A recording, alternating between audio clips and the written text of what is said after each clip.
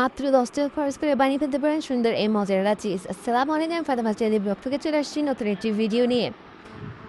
আজকে আমি বানিয়ে দেখাবো মজারেলা চিজ। মজারেলা চিজ বানানোর জন্য আমি প্রথমে নিয়ে নিয়েছি এখানে 4টি গুঁড়ো দুধের প্যাকেট। এর সঙ্গে আমি অ্যাড করে দিয়েছি 1 লিটার পানি। পানি দিয়ে দুধ অনবরত 1 আঙ্গুল পরিমাণ সহন ক্ষমতা সম্পন্ন পানি নিতে হবে। এবার আমি চুলা বন্ধ করে রাখবো।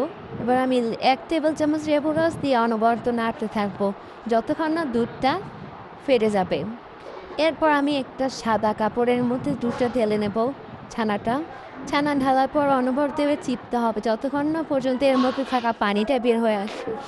এবার আমি ওই ছানার পানিতেই 1 টেবিল চামচ লবণ নেব। এবার লবণ নিয়ে সেই ছানাটা ভালোভাবে ধুয়ে নিতে হবে এবং 2-3 বার করতে হবে।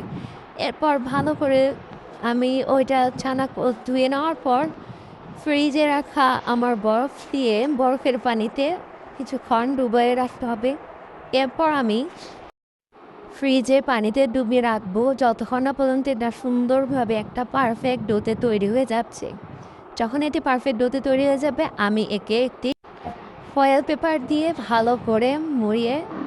ভালো করে চেপে মুড়িয়ে রাখবো যেন কোনো রকম বাতাস না থাকে এর ভেতরে। সুন্দর করে এটা ফয়েল পেপার দিয়ে মুড়িয়ে আমি 1 ঘন্টার মতো ফ্রিজে রাখবো, ডিপ ফ্রিজে। এরপর দেখেন ডিপ ফ্রিজ থেকে আমি 1 ঘন্টা পর বের করেছি। এর অবস্থা একদম পুরো শক্ত হয়ে গেছে। এটাই আমার মতো করে আপনারা একবার বানিয়ে দেখবেন। আল্লাহ হাফেজ।